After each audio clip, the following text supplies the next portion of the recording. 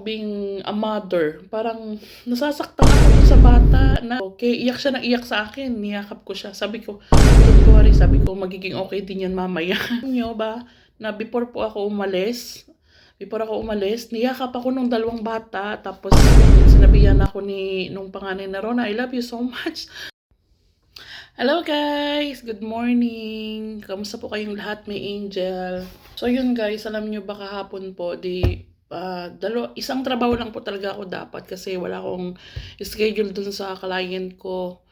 So yung regular kong client lagi nagbibigay sa akin ng pagkain. So kahapon, bigla siyang tumawag, emergency. Sabi niya, "Rona, can you come please and babysit my child?" May dalawa po siyang anak, no? And then sabi ko, "Okay, no problem, but my job will finish at 4 o'clock something." So sabi niya, "It's okay, no problem, just come here 6:30 or 6 o'clock, it's okay." So chinus ko lang na 6 o'clock ako mag-in kasi kung 30 minutes baka mamaya hindi nabayaran. So per hour po yung bayad nun. Tapos wala naman siya sinabi sa akin na ilang oras ako. So nung pumasok ako sa kanila guys, hindi ko na-expect na may sakit pala yung anak niya. Yung anak niya ay inaasma. Tapos nilalagnat din. So nagtitingin-tingin lang ako habang hindi pa sila umaalis. Ang ginawa ko kaysa nakatunganga ako doon, naghugas ako ng plato nila, nagsalansa ng mga na winash ko sa machine. So nandun pa rin. So ginawa ko para at least may magawa po ako So akala ko naman na basta ubo lang yung bata. Tapos hindi ko kasi pag nasa malayo hindi mo makikita siya na nahirapan siyang huminga.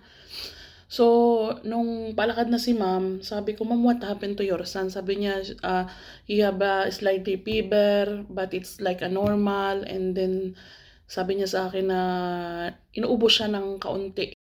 So, eto na umalis na sila. Ang sabi niya kasi sa akin may emergency meeting sila.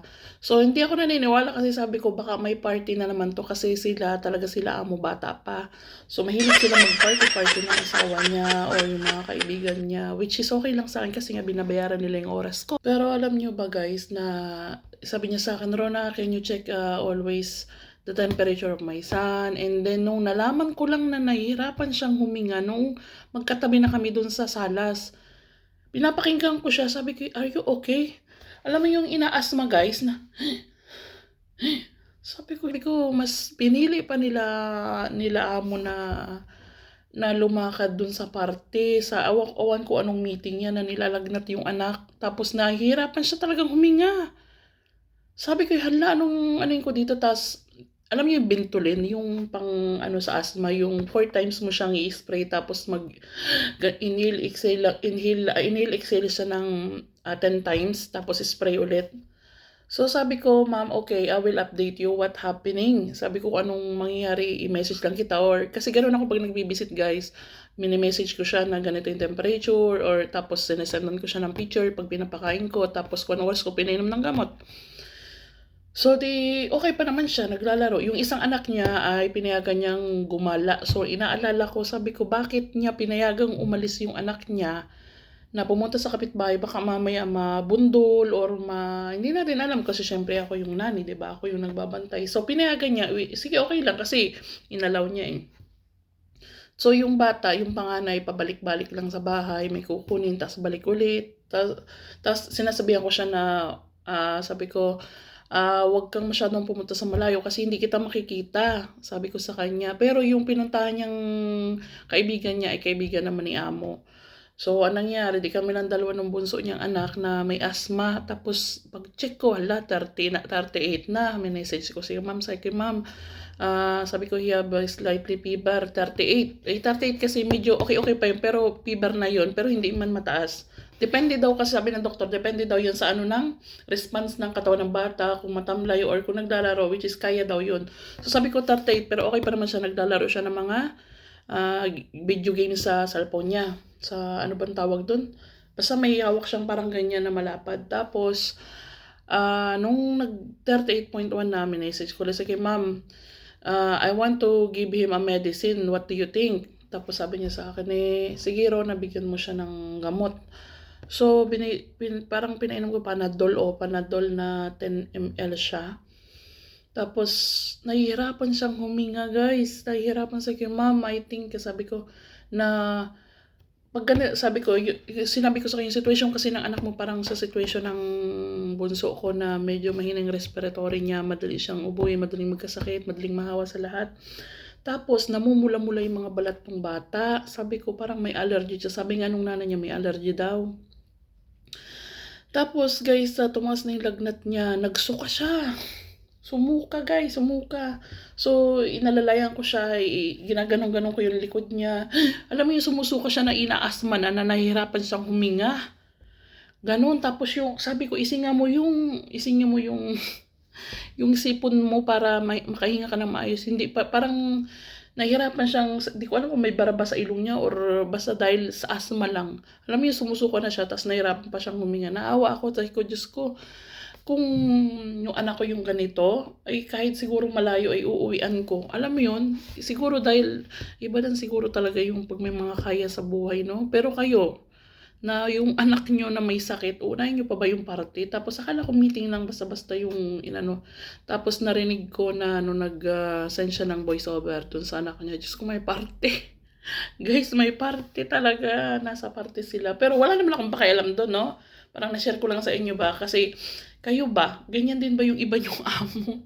Na parang mas inuuna pa ba yung mga ganong party-party kaysa doon sa anak na may asthma nang nahirapang huminga, nilalagnat na. Sabi ko sa kanya, baka maging worse ba? Baka maging worse pa to kasi nga gabi pa siya. Pag gabi kasi, sabi ng doktor sa akin, ay nagiging worse ang asthma, ang lagnat, ang ubo ng bata kapag gabi kasi nga nag-change yung weather niya. So sinabi ko yung kung ano yung alam ko sa anak ko, sinasabi ko sa amo ko. Tapos yun nga, inanuhan ko siya ng Ventolin, pinainom ko ng gamot. Sabi ko, meron ka ba na para tumigil yung pag-ubo niya? Kasi nga, nahihirapan na nga siyang huminga. Inuubo pa. Yung ubo niya na wala naman guys na plema. Yun, doon lang kami nagko-communicate ni Amo sa message kung ano nangyari sa anak niya. Tapos guys, nung pagdating niya, alam mo, sabi sa akin, maraming salamat daw sa pag-alaga sa anak niya. Sabi ko sa kanya, wala naman, siguro nakikita niya kami kasi nga may camera doon may camera, may CCTV camera doon sa sala, sa kusina, lahat ng buong bahay may camera doon. Siguro nakikita niya kung paano ko alagaan yung anak niya. Alam mo yung nilalagnat na, nakasando lang siya. Tapos sabi ko, okay ka lang ba? Nilalamig daw siya. So umakyat ako sa kanila, hinanapan ko siya ng mabang damit. So nilagyan ko siya, kinumutan ko siya. Sabi ko, wag ka na maglaro-laro at manood ka na lang or maglaro ka niyang video games mo. Kailangan mo mag-rest ba? Tapos sabi ko dun sa panganay na wag laging buksan yung pinto kasi yung lamig pumapasok, kawawa yung kapatid mo, sumusuka na nga. So yun, nawa naman ng Diyos guys, naging okay siya. Tapos before ako umuwi, bumaba yung lagnat niya, nag-37, naging 36. Sabi ko, ma'am, naging okay lang yung gawa ng pinainom mo ng gamot. Sabi ko sa kanya, it's better na i-check mo siya sa doktor kung ano yung nangyayari sa kanya. Para make sure na hindi laging painom ba ng gamot. Kasi yung bunso niya talaga, nakita ko doon, kasi nga diba naglilinis ako doon, ang dami talagang gamot doon para doon sa bunso niya. Sabi ko, ma'am, yung situation ng anak mo is same na situation ng anak ko, kaya alam ko. Tapos sabi ko, nag-ano ko sa kanya, gusto mo bang gawan ko siya ng herbal na gano'n sa ginagawa ko sa anak ko. Simula nung hinerbal ko yung anak ko, ay hindi ko na siya basta-basta nadadala sa doktor, na sa ospital. So sabi niya, na-try daw niya, kaya lang hindi daw talaga effective sa anak niya. So parang, therefore, I conclude, yung anak niya talaga mahina yung respiratory. Kasi lagi yun absent sa school. Lagi yung may ubo, may sipon, may lagnat, tas na hirapang huminga, may asthma. So yun, may Angel, na-share ko lang ba sa inyo? Kasi sa inyo ba, yung mga naging amo nyo, ganyan din ba yung parang inuuna yung mga party kesa dun sa, alam mo, talagang awang-awa po ako talaga dun sa bata kagabi. Although binayaran naman nila ako, kailangan nila akong bayaran kasi kailangan ko rin ng pera, nagtatrabaho ako Pero as being a mother, parang nasasaktan ako dun sa bata na parang naawa ako ba, alam nyo ba, na before ako umalis, niyakap ako nung dalawang bata, tapos sinabihan ako nung panganay na Rona, I love you so much. Sabi sa akin parang, okay, wow, sabi ko yun, itong mga batang to, parang na silang mag-appreciate nung mga ginagawa nung kanilang helper. Kasi guys, before nung nagalit si amo, nung sinisigawan yung panganay, pinapalo. Niyakap ko yun, yung panganay. Kasi medyo makatigasan din ang ulo kasi siyempre lalaki. Niyakap ko yun, sabi ko, "Are you okay?" Iyak siya ng iyak sa akin, niyakap ko siya. Sabi ko, "Don't worry," sabi ko, "magiging okay din yan mamaya." Kasi sabi ko nga, yung mama mo kasi buntis, baka dahil yung ano niya ba, isip niya ay gawa yan sa pagbubuntis, kaya mainitan ng ulo.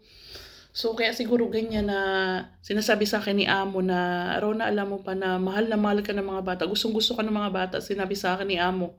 Kasi guys, nilalaro ko sila kapag wala na akong trabaho or minsan kahit naglilinis ako, sinisingit ko yung 5 minutes, 3 minutes. Sabi ko, "Okay, I give you 3 minutes, we will play a little bit.